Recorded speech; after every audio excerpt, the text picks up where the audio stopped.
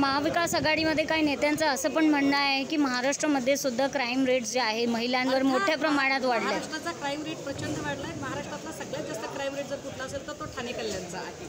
आणि ठाणे कल्याणमध्ये आता सध्या कोणाची आहे तर एकीकडे श्रीकांत शिंदे आहेत आणि दुसरीकडे त्यांची प्रिय पिताजी आहेत. त्यामुळे तिथला क्राईम रेटसुद्धा कमी होणं फार गरजेचं आहे. राज्यात घडो, देशात घडो की जगात घडो, व्यक्ती कुठल्या पक्षाची आहे, कुठल्या विचारधारेची आहे, कुठल्या जातीची, कुठल्या धर्माची, कुठल्या वर्गाची, याहीपेक्षा महत्त्वाचं आहे की ती एक महिला आहे. सो एक महिला म्हणून या सगळ्या घटनांवर माझी संवेदना मी व्यक्त केलेली आहे.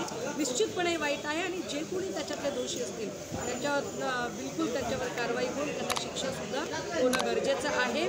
आणि या संदर्भाने आम्ही जे वारंवार म्हणतोय की अशा घटना जेव्हा वारंवार घडतात, एकट्या पश्चिम बंगालमध्येच ही घटना घडते असं नाही, महाराष्ट्रातसुद्धा अशा असंख्य घटना घडलेल्या आहेत. उरण आणि पनवेलची घटना ताजी आहे. त्यामुळे याच्यावरती एक पुख्ता प्रतिबंधात्मक कारवाई करणं, कायमस्वरूपी कारवाई करणं जास्त गरजेचं आहे. महाविकास आघाडीमध्ये काही नेत्यांचं असं पण म्हणणं आहे की महाराष्ट्रामध्ये सुद्धा क्राईम रेट जे आहे महिलांवर मोठ्या प्रमाणात वाढले. महाराष्ट्राचा क्राईम रेट प्रचंड वाढला आहे. महाराष्ट्रातला सगळ्यात जास्त क्राईम रेट जर कुठला असेल तर तो ठाणे कल्याणचा आहे. आणि ठाणे कल्याणमध्ये आता सध्या कोणाची आहे तर एकीकडे श्रीकांत शिंदे आहेत आणि दुसरीकडे त्यांची प्रिय पिताजी आहेत. त्यामुळे तिथला क्राईम रेटसुद्धा कमी होणं फार गरजेचं आहे.